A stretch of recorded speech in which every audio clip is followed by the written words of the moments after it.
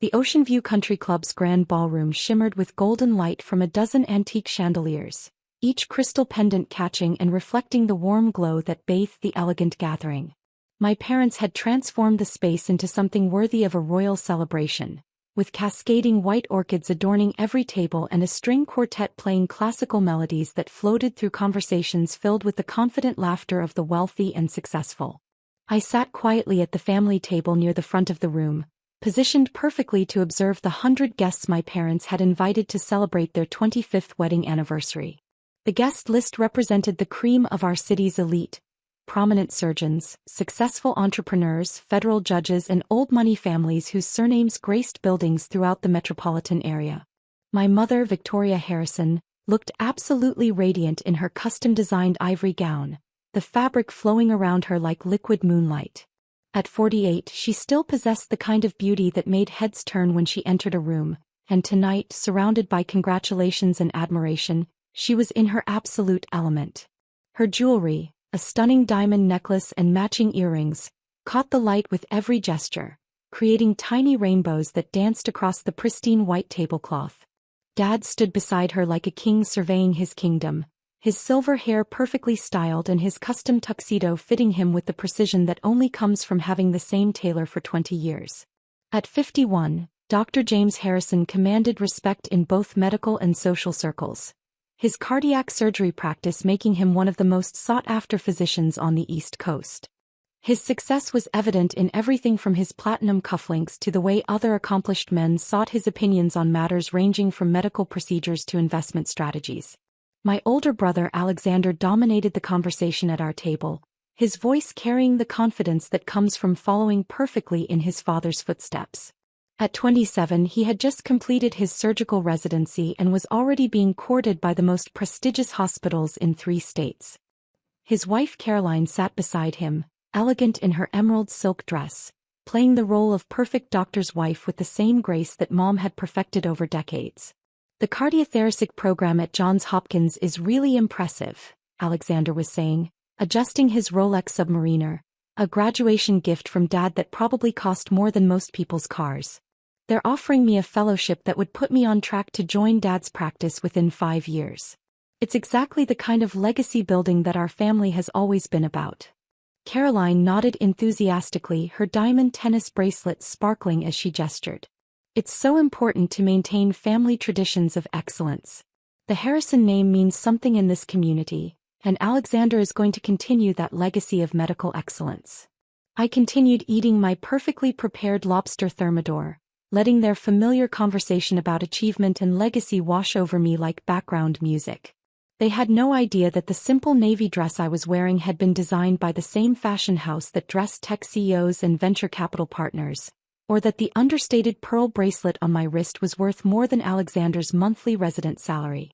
"Speaking of legacy and achievement," Dad said, raising his crystal glass of 25-year-old Macallan, "I think this anniversary celebration is the perfect time to reflect on what we've built together. Not just Victoria and I, but our entire family." The surrounding tables quieted slightly, drawn by Dad's authoritative voice and the knowledge that Dr. Harrison's speeches were always worth hearing. Other guests turned their chairs slightly to better observe our family table, probably expecting another inspiring story about medical excellence and community service.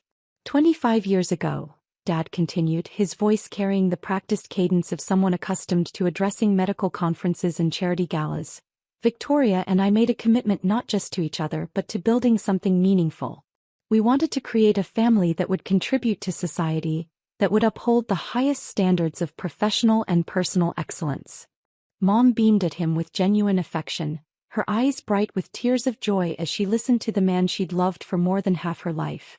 "Looking at Alexander," Dad went on, his pride evident in every word, "I see that commitment fulfilled.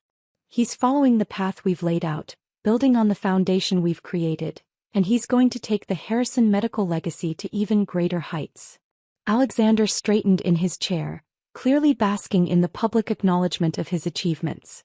Caroline squeezed his hand, her expression radiating the satisfaction that comes from being married to the family's golden child. Then Dad's gaze found me, and I felt the familiar weight of his disappointment settling across the table like a heavy blanket. "And then there's Emma," he said, his tone shifting subtly but unmistakably. Emma, who at 25 is still finding herself. Still living in that tiny apartment downtown, still working on her little computer projects, still refusing to pursue any of the meaningful career paths we've suggested. The words hung in the air like expensive perfume, overwhelming, suffocating, and impossible to ignore. I could feel the attention of nearby tables. Other guests probably wondering why this celebration of marital success was taking such a pointed turn toward family disappointment. I love my daughter, Dad continued, his voice carrying across the ballroom with the authority that made him one of the city's most respected physicians. But I have to be honest about what I see. Emma will never amount to anything meaningful. Look at her, 25 years old, no advanced degree, no professional credentials, no clear direction in life. Mom nodded sadly, playing her role as the concerned mother perfectly. We've tried to guide her toward medicine, toward law, toward any profession that would utilize her intelligence in a meaningful way. But she insists on pursuing these computer hobbies that will never provide real security or social contribution. I could feel 100 pairs of eyes focused on me, some sympathetic, others curious, a few probably grateful that their own family disappointments weren't being aired quite so publicly at such an elegant event. Alexander leaned forward, apparently feeling the need to support Dad's assessment. The technology sector is so unstable, he said, his voice carrying the confidence of someone who had never doubted his own chosen path. It's not like medicine where there's real job security and genuine social value. Emma's always been smart, but intelligence without direction is just wasted potential.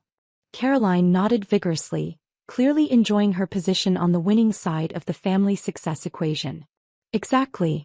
I mean, we all support creativity and entrepreneurship, but at some point, you have to face reality about what actually constitutes a meaningful career. Dad raised his glass higher, commanding even more attention from the surrounding tables. So tonight, as we celebrate 25 years of building something real and lasting, I want to acknowledge that not every family story is a complete success. Sometimes we have to accept that despite our best efforts, despite every opportunity we've provided, some people just won't live up to their potential. The silence that followed was so complete that I could hear the string quartet's delicate melodies, the soft clinking of crystal glasses from other tables, the distant sound of waves crashing against the shore outside the club's windows. That's when my phone rang. The sound cut through the silence like a lightning bolt, and I felt my cheeks burn with embarrassment as every eye in the ballroom focused on me. I started to decline the call, but then I saw the name on the screen. Sarah Chin, senior editor, Forbes magazine.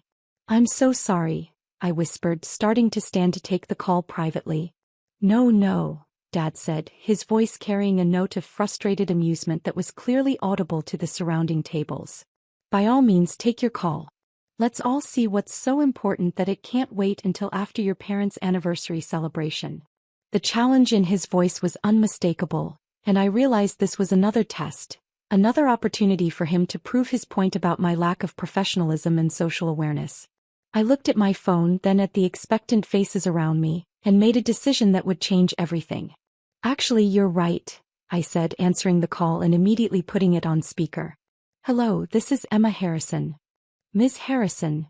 Sarah's voice boomed through the ballroom's acoustics, professional and excited. Sarah Chin from Forbes magazine. I'm so sorry to call during your family event, but we're on deadline for the 30 Under 30 feature, and I needed to confirm a few details for your profile. The room went dead silent. 100 of the city's most prominent citizens stared at my phone as if it were broadcasting from another planet. Which details do you need? I asked calmly, though my heart was racing. Well, first we want to make sure we have the correct valuation for quantum solutions. Our research team is showing $89 million for your artificial intelligence platform, but we want to confirm that's accurate for the Forbes 30 Under 30 technology list. I could see Dad's face going pale as the implications began to sink in. Mom's champagne glass froze halfway to her lips. Alexander's mouth fell open mid-chew. That's correct, I replied, my voice carrying clearly across the stunned ballroom. Quantum Solutions is currently valued at $89 million based on our latest funding round and revenue projections. Excellent, Sarah continued, apparently oblivious to the dramatic impact her words were having on my family. And just to confirm, you founded the company at age 21 while still in college, is that right? Our fact-checkers want to make sure we have the timeline accurate. Yes, I started Quantum Solutions during my junior year at MIT. We've been developing AI-driven diagnostic tools for medical applications, which seemed like a natural fit given my family's background in healthcare. The irony wasn't lost on me. While Dad had been criticizing my lack of direction, I'd been building technology that was revolutionizing his own field. Sarah's enthusiasm was evident even through the phone's speaker. The medical AI sector is exploding right now. Our analysis suggests Quantum Solutions could be valued at over $200 million within the next 18 months. You're really positioned to transform how diagnostic medicine works. I glanced around the table at my family's stunned expressions. That's the goal. We want to make advanced diagnostic capabilities accessible to physicians worldwide, not just those at major medical centers. One more question, Sarah continued. We understand you've been very private about your success. Why did you choose to keep such a low profile while building an $89 million company? I looked directly at Dad, whose face had gone from confident to confused to something approaching shock. I wanted to prove that the work itself mattered more than the recognition. Real innovation speaks for itself. It doesn't need to announce itself at dinner parties. Perfect quote. Sarah exclaimed. That's exactly the kind of insight our readers love. The profile will run next Monday, and you should expect significant media attention. Congratulations on making the Forbes 30 Under 30 list, Ms. Harrison. You're going to inspire a lot of young entrepreneurs. Thank you, Sarah. I'm honored to be included. When I ended the call, the ballroom went silent. I could hear people shifting in their seats, the soft music from the string quartet still playing as if nothing had happened. $89 million, Mom whispered, barely believing it. I stood up, smoothing my simple navy dress, the one they'd called too plain for a professional. That's the company's current value, I said calmly. We make about $12 million a year and have 47 employees in 3 states. We're developing AI that detects heart problems with 97% accuracy, better than most doctors. Dad blinked. You're working on cardiac diagnostics? Among other things, I said. Quantum Solutions partners with Johns Hopkins, Mayo Clinic and Cleveland Clinic. Our tech could change how hospitals diagnose heart disease, your field, Dad. Alexander stared at me. You're on Forbes 30 Under 30? In the technology category, I confirmed. They picked 30 young entrepreneurs changing the world. I guess saving lives with AI counts. People nearby had started whispering. Mrs. Wellington from the hospital board was staring at me. Dr. Roberts from Dad's group looked ready to introduce himself. Dad finally spoke. Emma, why didn't you tell us? Why let us think that I was a failure? I finished softly. Because every time I tried, you told me to go to med school or law school. When I said I was building AI, you called it a fad. When I mentioned revenue, you said I needed a real career. I showed them the Forbes email on my phone. So I let my work speak for itself.